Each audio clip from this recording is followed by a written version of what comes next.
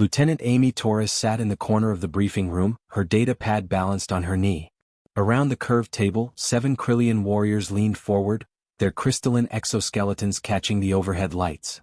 They spoke in their clicking, rapid language, occasionally glancing at the holographic display that showed the mining colony of Petra 7. Commander Thralken stood at the head of the table. He was massive even for a Krillian.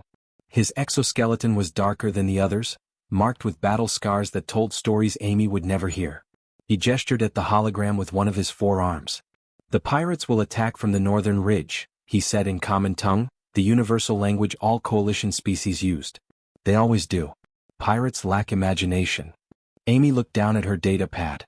She had studied 17 previous pirate raids in this sector. Only 3 had come from the north. The rest had adapted their approach based on defender positions. She raised her hand slightly. Thralken's eyes, black and multifaceted like an insect's, shifted toward her for a moment. Then he looked away and continued speaking. Amy lowered her hand. This was normal. This had been normal for 6 months. "Lieutenant Torres will observe from the command shuttle," Thralken announced. "She will maintain communication logs and record tactical data." The other Krillians made a sound like wind through gravel. Amy had learned this was their version of laughter. One of them, a warrior named Skeldar, turned his head toward her. "Very dangerous work," he said. The other Krillians made the gravel sound again. Amy kept her face neutral. "Understood, Commander." She had stopped arguing 3 months ago. The first time she had suggested an alternative tactic, Thralken had lectured her for 20 minutes about Krillian military history. Their people had been warriors for 12,000 years. They had conquered 47 worlds before joining the coalition. Their tactical doctrine had been refined through centuries of warfare. And what did humans have? 200 years of space travel. A handful of small conflicts. No grand military tradition that spanned millennia. The briefing continued. Thralken outlined the standard Krillian defensive formation. It was the same formation they used for every mission. A rigid line of warriors, each covering specific firing angles. It worked well against opponents who followed predictable patterns. Amy made notes on her data pad even though no one would read them. She noted the colony's layout, the mining equipment, the tunnel systems, the residential areas where 3,000 colonists would be sheltering. "Questions?" Thralken asked. The Krillian warriors had no questions. They knew their roles. They had performed this exact type of mission dozens of times. Amy looked at her data pad. She had 17 questions. She asked none of them. "Prepare for departure," Thralken ordered. "We leave in 2 hours." The warriors filed out of the briefing room, their footsteps heavy on the metal floor.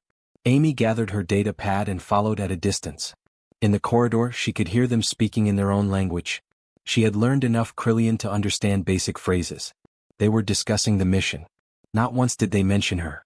She made her way to the human quarters, a small section of the ship designated for the handful of human personnel aboard the Valorant. Her room was tiny, barely large enough for a bed and a desk. She sat down and pulled up the mission files on her terminal. Petra 7 was a standard mining colony. It produced rare minerals used in jump drive construction. The population was mixed species, mostly civilians. The pirates had been harassing the sector for 3 months, growing bolder with each raid. Amy studied the terrain maps. The colony sat in a valley surrounded by rocky hills. The main settlement was built around the central mining complex.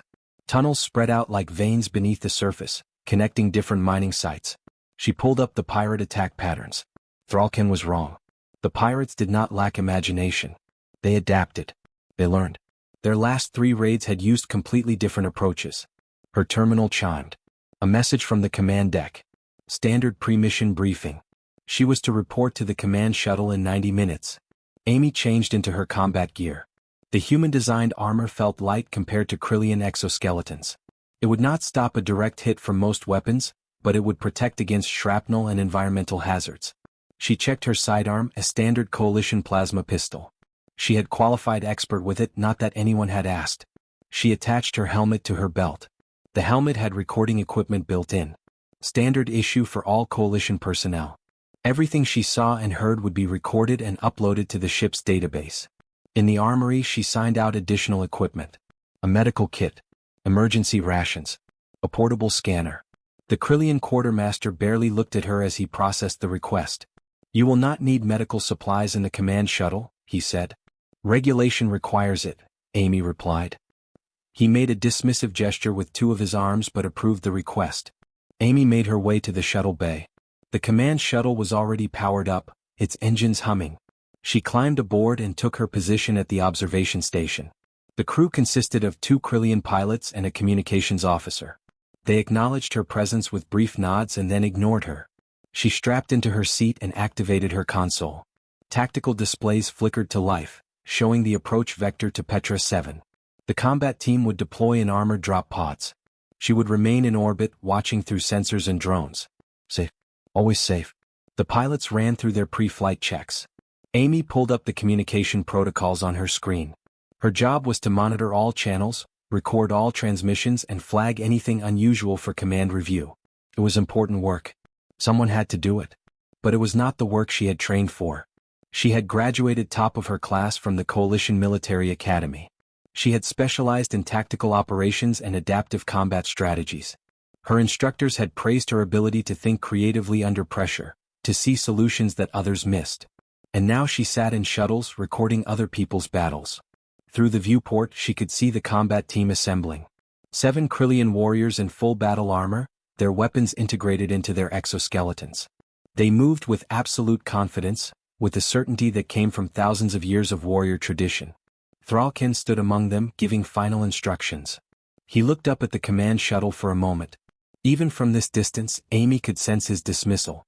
The human observer. The bureaucratic requirement. The liability. She took a slow breath and settled into her seat. 2 hours until they reached Petra 7. 2 hours until the Krillians deployed and she watched from above. She activated her helmet's recording system and attached it to her belt where it would be easy to reach. Then she pulled up the pirate analysis files one more time. Something was wrong with Thrallken's tactical assessment. The patterns did not match his predictions. But he would not listen. He never did. Amy closed her eyes for a moment, then opened them and focused on her displays. She would do her job. She would observe. She would record. And when the mission was over, she would file another report that no one would read. The shuttle's engines increased power. Departure in 10 minutes. Amy Torres sat at her station, completely alone among a crew that barely acknowledged her existence, and prepared to watch another battle from a safe distance. The command shuttle shuddered as it entered Petra 7's atmosphere. Amy watched her tactical display as 7 bright dots separated from the shuttle and streaked toward the surface. The Krillian combat team, sealed in their drop pods, descended toward the mining colony. Drop successful, the communications officer announced. Team is deploying to defensive positions. Amy's screen showed the overhead view of the colony. The Krillians moved into their standard formation along the northern ridge, exactly as Thrallken had planned. She zoomed in on the southern approach, where the mining tunnels opened onto the valley floor. Communications established, the officer continued. All channels clear. Amy activated her monitoring station. 7 individual feeds appeared on her secondary display, one from each Krillian warrior's helmet. She could see what they saw, hear what they heard. It was the closest she ever got to actual combat. The team settled into position. Thrallken's voice came through the command channel. Perimeter established. Beginning patrol pattern Alpha. Amy glanced at her scanner display. Something flickered at the edge of her screen, then disappeared. She frowned and adjusted the settings. Contact, one of the Krillians reported. Northern Ridge, multiple targets. Amy's heart rate increased. The pirates were attacking from the north, just as Thrallken had predicted. She watched as the Krillian warriors shifted their weapons toward the approaching signatures. Then her scanner lit up like a festival display. Contact south. Amy shouted into her comm, multiple signatures emerging from the mining tunnels. The communications officer turned to look at her. Tunnels are sealed. Colonists confirmed all entrances locked. They're coming through anyway, Amy insisted, pointing at her display. 50 no, 70 signatures. They're already inside the perimeter. The northern attack was a diversion. The pirates had cut through the tunnel seals from below. Thrallken's voice crackled over the command channel. Maintain position.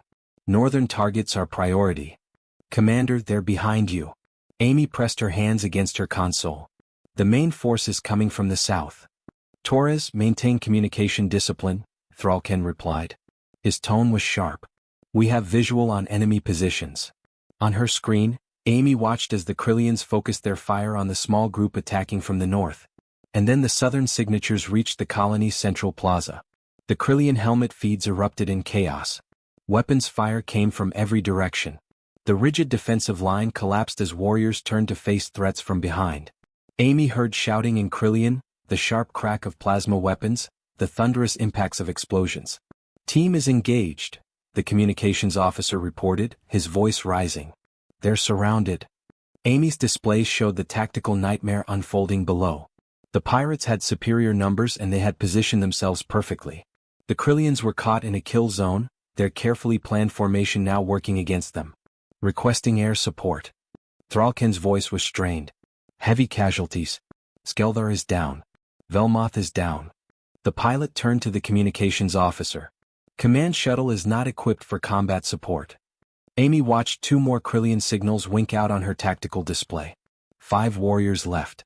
Then 4. "They're dying," she said quietly. The communications officer was speaking rapidly into his headset, contacting the Valorant in high orbit. "Reinforcements will arrive in 40 minutes, he announced. 40 minutes. Amy looked at her display. 4 Krillian warriors pinned down in the central plaza. Enemy signatures surrounding them. They would not last 40 minutes. They would not last 10. "We need to extract them," Amy said. The pilot shook his head. "This shuttle has no weapons. We cannot engage." Amy unstrapped from her seat. "Then we pick them up. Get them out of there." "Negative," the pilot replied. "The landing zone is too hot. We would be destroyed before touchdown." On the display, another Krillian signal flickered and died. 3 left. Amy walked to the equipment locker and pulled out her helmet. She locked it onto her suit and felt the seals engage. Her heads-up display activated, showing suit integrity, oxygen levels, weapon status. "What are you doing?" the communications officer demanded. "My job," Amy replied. She moved to the pilot station. "There's a secondary shuttle in the aft bay. The one we use for equipment drops." "That is not rated for combat zones," the pilot said. "It's rated for atmospheric entry. That's all I need." Amy pulled up the shuttle's control interface on a spare console. "I'm taking it down." The communications officer stood up. "Lieutenant Torres, you are not authorized to log it as equipment malfunction," Amy interrupted. She was already moving toward the aft section of the command shuttle. "I'm sure your report will be very thorough." She reached the small equipment bay where a 2-person shuttle sat on its launch cradle. It was designed for dropping supplies to surface teams, nothing more. No weapons. Minimal armor. But it could fly and it could land. Amy climbed into the pilot's seat and ran through the startup sequence. The shuttle's systems came online with a series of beeps and confirmations. She sealed the bay door behind her and activated the launch sequence. The communications officer's voice came through her helmet. "Torres, return to your station immediately. That is an order."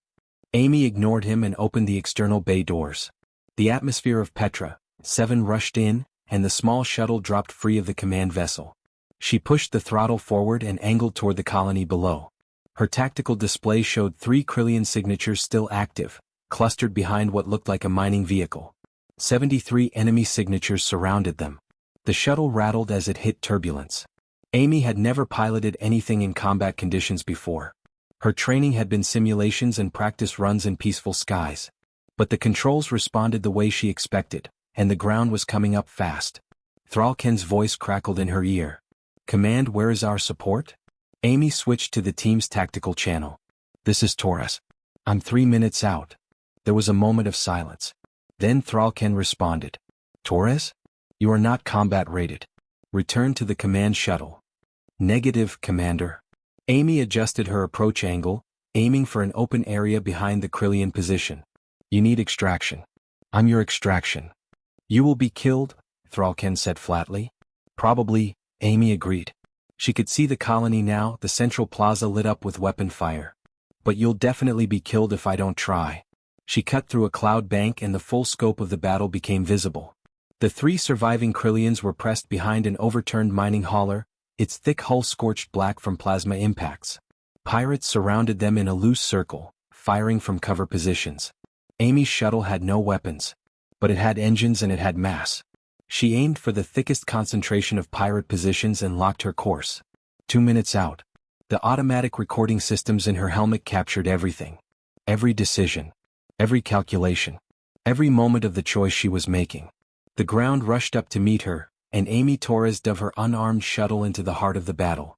Amy pulled up hard at the last second, and the shuttle's belly scraped across the plaza surface, throwing sparks in every direction.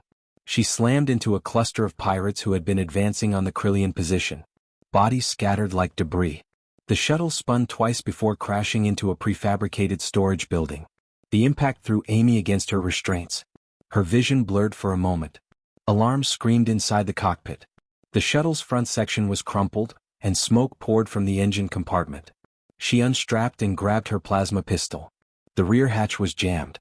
She kicked it 3 times before it flew open, and she rolled out into the chaos of the battle. Plasma bolts sizzled past her head. She dove behind the wrecked shuttle and assessed the situation. The pirates had scattered when she crashed, but they were already regrouping.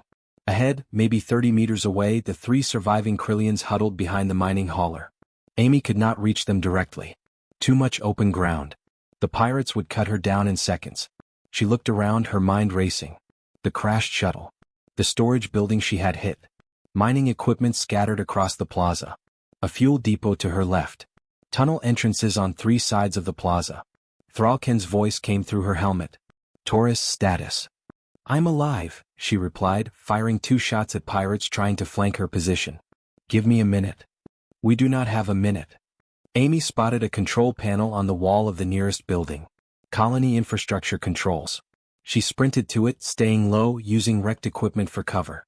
A plasma bolt hit the ground near her feet, and she felt the heat through her suit.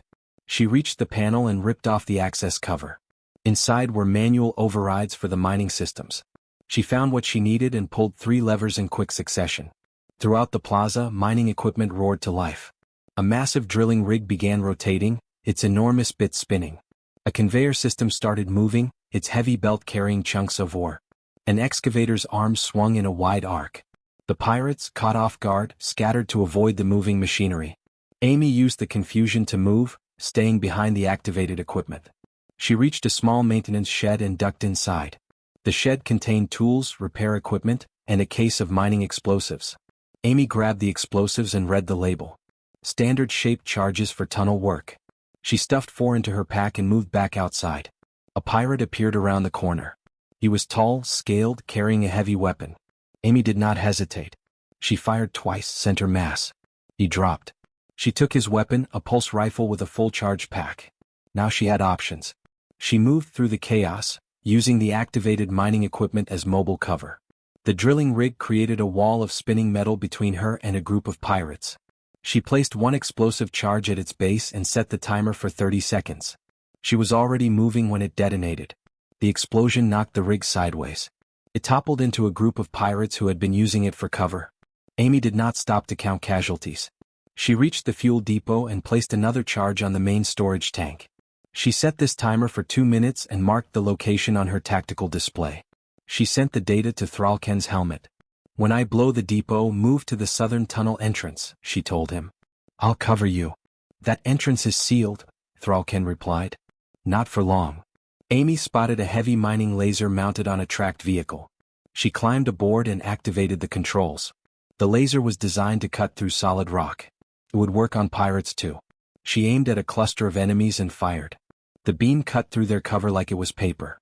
They scattered, and Amy swung the laser in a wide arc, forcing them to retreat. But she had made herself a target. Return fire hammered the vehicle. The control panel exploded in a shower of sparks. Amy jumped clear as the vehicle caught fire. She hit the ground hard and felt something in her left arm crack. Pain shot through her shoulder. She rolled behind a concrete barrier and checked her arm. The suit's medical sensors showed a fracture. The suit automatically injected painkillers and applied an internal splint. Amy pushed the pain aside and kept moving. She had learned to fight through worse during training. Humans could function with injuries that would disable most species. It was not courage. It was biology. She circled around, using the tunnel entrances for cover. Pirates expected enemies to move in predictable patterns, to hold positions and trade fire. Amy did not hold any position longer than 10 seconds. She kept moving, kept changing angles, kept them guessing where she would appear next. She used the pulse rifle to pin down a group of pirates, then threw a mining explosive into their position. The blast created a crater and filled the air with dust and debris. Amy moved through the cloud, firing at shapes and shadows. A pirate lunged at her from the smoke. Big, armored, carrying a blade. Amy dropped the pulse rifle and drew her pistol. She fired point blank into his chest. He stumbled but did not fall. His armor had absorbed most of the blast. She ducked under his blade swing and kicked his knee. Something crunched. He went down and she fired again. This time he stayed down. Her arm throbbed despite the painkillers. She could feel blood running down inside her suit. But she kept moving.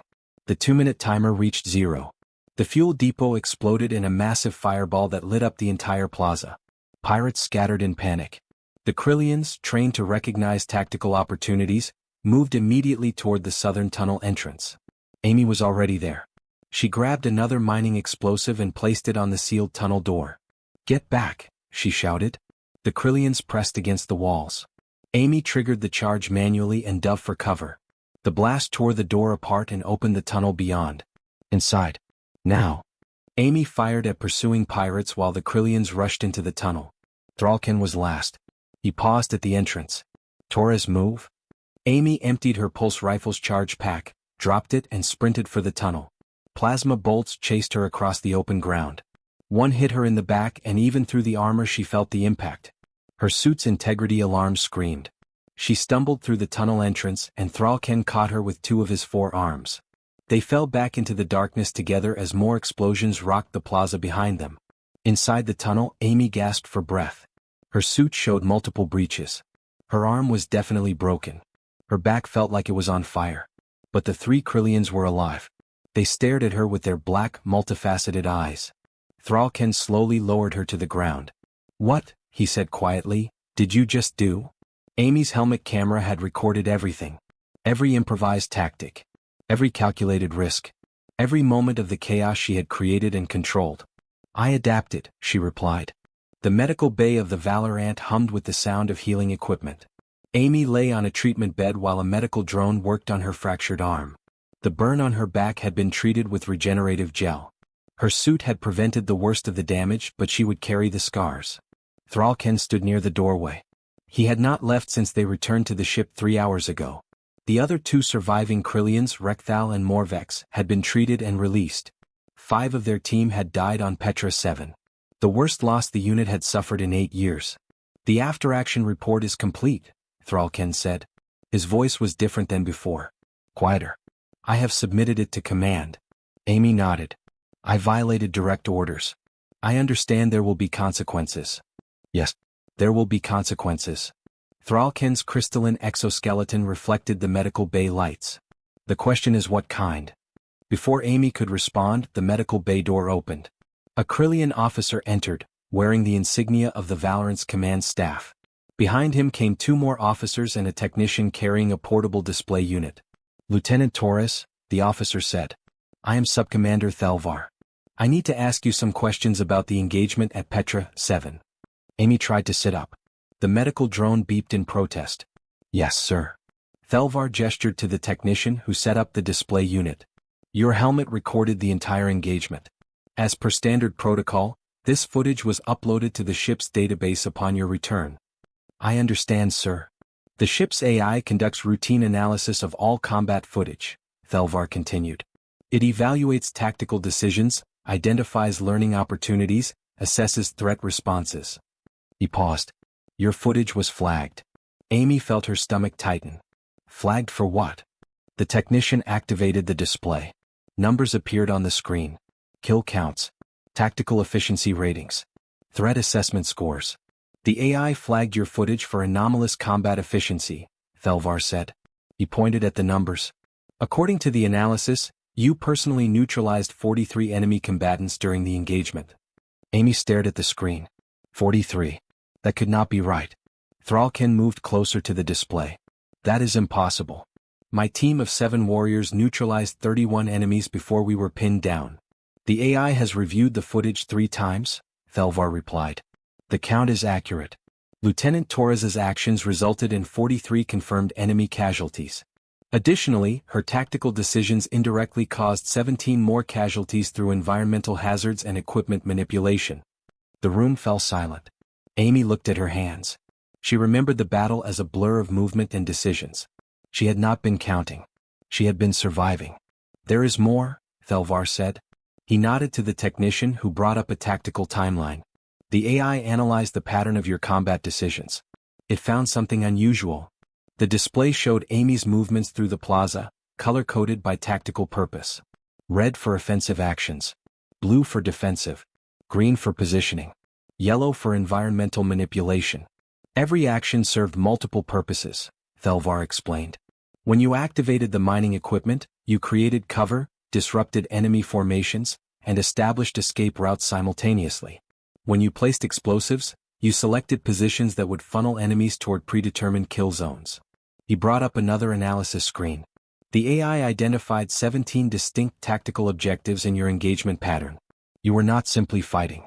You were controlling the entire battlefield. Amy watched her own combat footage play on the screen.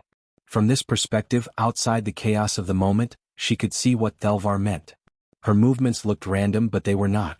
Each decision had led to the next, building a pattern that forced the pirates into increasingly disadvantageous positions. I did not plan that, she said quietly. I was just reacting. That is what disturbs the analysts, Thelvar replied. This was not planned. This was instinct. Human combat instinct. He looked at Thralken. Commander, how long does it take a Krillian warrior to evaluate a tactical situation and select an appropriate response? 2 to 3 seconds, Thralken answered. We are trained to recognize standard scenarios and apply doctrine efficiently. Lieutenant Torres was making tactical decisions every 0.4 seconds on average, Thelvar said. She was not applying doctrine. She was creating new responses to each unique moment of the battle. The technician brought up a comparison analysis. On one side, Krillian combat patterns. Linear. Following established principles that had proven effective over thousands of years. On the other side, Amy's pattern. Chaotic. Branching in unexpected directions. Nothing like the Krillian approach. We sent this analysis to Coalition military headquarters, Thelvar continued. They shared it with combat specialists from 7 different species. The consensus is troubling. He paused and looked directly at Amy. None of them can fully explain how you fought the way you did. Your tactical approach does not match any established military doctrine in Coalition records. It is not Krillian. Not Vexalian. Not Torati. It is purely human. Amy's medical drone beeped and retracted its treatment arms. Her injuries were stabilized. She sat up slowly, ignoring the ache in her back. I do not understand what is troubling about that, she said. Thelvar exchanged glances with the other officers. Lieutenant, the Coalition has existed for 300 years. In that time, we have developed a comprehensive understanding of how different species approach warfare. Krillians use rigid doctrine. Vexalians prefer overwhelming force. Torati employ stealth and patience. We understand these approaches. We can predict them. We can train for them. He gestured at the screen showing her combat patterns. We cannot predict this. You improvised constantly. You used equipment in ways it was not designed for. You created tactics that should not work according to established military theory. And yet they did work. Extremely well. One of the other officers spoke for the first time. She was Vexalian, her blue skin marked with rank insignia. Lieutenant Torres, did you experience increased aggression during the combat? Loss of emotional control? Berserker rage? No, Amy replied immediately. I was focused, calculating. Every decision was deliberate. That is the problem, the Vexalian officer said softly. What you call deliberate calculation looks like controlled chaos to us. The footage shows a level of adaptability that our analysts find unsettling. Thralken stepped forward. Subcommander, I have fought beside Lieutenant Torres. I can confirm she maintained complete tactical awareness throughout the engagement. She communicated clearly. She responded to my commands. There was no loss of control. We are not suggesting there was, Thelvar replied. We are saying that human combat psychology operates on fundamentally different principles than we understood. The ability to rapidly shift strategies, to improvise under pressure, to see tactical opportunities in chaos rather than seeking to eliminate chaos. These are uniquely human traits. He deactivated the display. Lieutenant Torres, you are not in trouble. But your footage has raised questions that the Coalition military needs to answer. How do humans fight? How do we train alongside humans? How do we predict what a human warrior will do in combat situations? Amy looked at the blank screen where her combat data had been displayed. 43 enemy casualties. She had not been trying to set records. She had been trying to save 3 warriors who had spent 6 months treating her like a useless burden. I just did what made sense in the moment, she said. That, Thelvar replied, is what concerns us. What makes sense to a human in combat is completely different from what makes sense to the rest of us. We have been underestimating your species. Badly. 2 weeks after Petra 7, Amy stood in the same briefing room where she had spent 6 months being ignored. But everything had changed. The room was crowded. In addition to the surviving members of Thralken's team, there were officers from 5 different coalition species. A Vexalian admiral, a Torati general, 2 Krillian command staff, even a Selkith observer, their translucent form shimmering in the corner. On the main display, her helmet footage played in slow motion. The moment she crashed the shuttle. The mining equipment coming to life. The improvised explosives. Her constant movement through the battlefield. Pause here, the Vexalian admiral said. The footage froze on Amy placing a charge on the fuel depot. Lieutenant Torres, explain your reasoning for this placement. Amy stepped forward. For the first time in months, everyone in the room was looking at her with full attention. The depot was positioned between the pirate forces and their only clear exit route. I calculated they would retreat when overwhelmed. The explosion would either catch them during retreat or force them toward the Krillian position where Commander Thralken could engage them.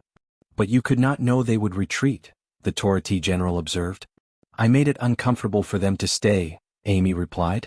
Humans do not always predict behavior. Sometimes we create conditions that force specific responses. The admiral nodded slowly. Continue the footage.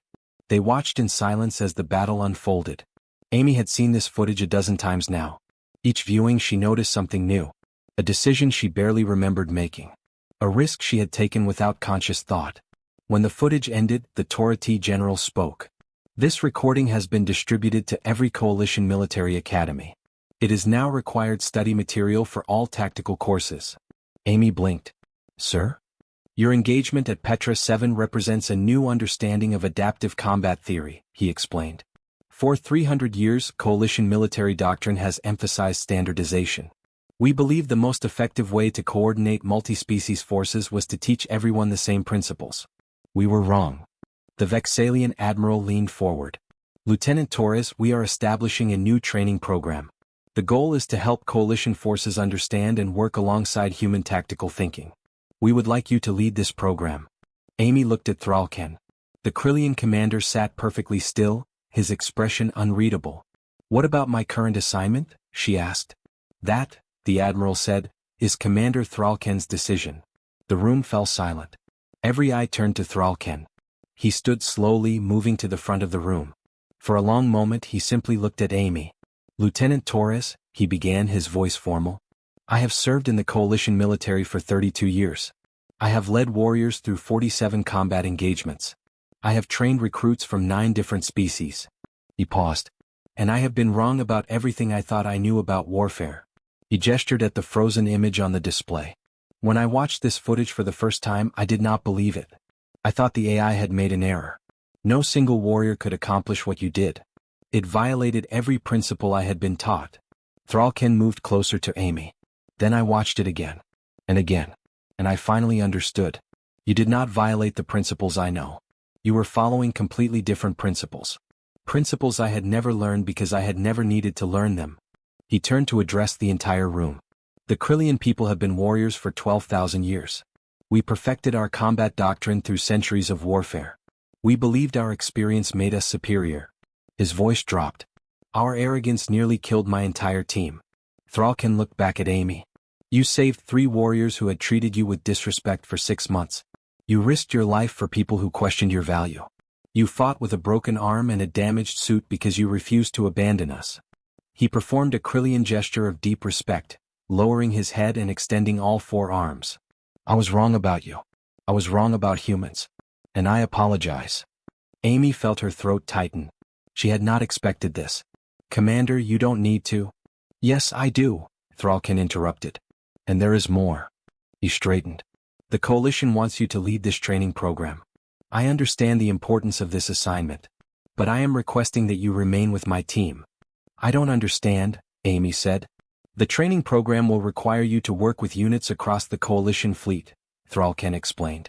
But I am asking that you keep your primary assignment here with us. My team needs to learn from you. Not just through footage and analysis. We need to train with you. Fight beside you. Understand how humans think in combat. Rekthal, one of the surviving Krillians, stood up. We request that Lieutenant Torres remain our liaison officer. If she is willing. Morvex, the other survivor, added his own gesture of respect. We have much to learn. Amy looked around the room. The Vexalian admiral nodded. The training program can be conducted in phases.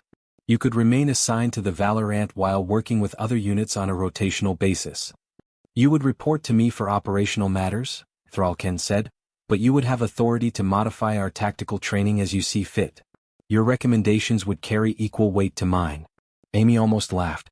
6 months ago these warriors would not listen to a single word she said. Now they were asking her to reshape their entire approach to combat. I accept, she said. Both assignments. The Vexalian admiral stood. Excellent. Lieutenant Torres, your first rotation will begin next month. You will spend 2 weeks with the Torati Stealth Division, teaching them adaptive response protocols. He smiled, which looked strange on a Vexalian face. They are very eager to understand how you made an unarmed supply shuttle into an effective combat vehicle. Over the next hour they discussed the details of the training program. Amy would work with different units throughout the Coalition fleet, demonstrating human tactical thinking and helping other species understand how to coordinate with human forces. But she would always return to the Valorant. To Thralken's team. As the meeting ended and the officers filed out, Thralken approached Amy. They stood together in the empty briefing room. I have a question, he said quietly. During the battle, when you were wounded and outnumbered, what made you continue fighting? Amy considered the question. I don't know if I can explain it in a way that makes sense to you. Try. She looked at the darkened display where her footage had played. Humans don't think about combat the way you do. You see warfare as a test of doctrine and discipline. We see it as a problem that needs solving. Every problem has a solution. You just have to be willing to look for it in unexpected places. Thralken nodded slowly. That is what frightened the analysts. Not that you fought well. But that you fought like you were solving a puzzle. Calmly. Creatively. Without fear. Oh, I was afraid, Amy corrected. I was terrified. But fear doesn't stop humans from thinking. Sometimes it makes us think faster. Incomprehensibly different, Thralken said softly, repeating the phrase from the analyst's report. Is that a problem? Amy asked. Thralken made the Krillian sound that resembled gravel shifting. But this time, Amy understood it was not mockery. It was something closer to wonder. No, Lieutenant Torres, he replied. It is an advantage. One we have been too foolish to recognize. He gestured at the empty briefing room. Tomorrow we begin new tactical training. And this time when you speak, I promise we will listen. Amy smiled. She looked at the chair in the corner where she had sat for 6 months, taking notes no one read, offering suggestions no one heard. She would not be sitting in that corner anymore. Tomorrow, she agreed. Let's see if we can teach old warriors some new tricks. Thralken's eyes gleamed in the low light. I suspect, Lieutenant, that you will teach us far more than tricks. You will teach us how to think like humans. He paused at the doorway. Though I am not certain the universe is ready for that. Amy picked up her data pad and followed him out. The universe might not be ready. But the Coalition was learning. And she had work to do.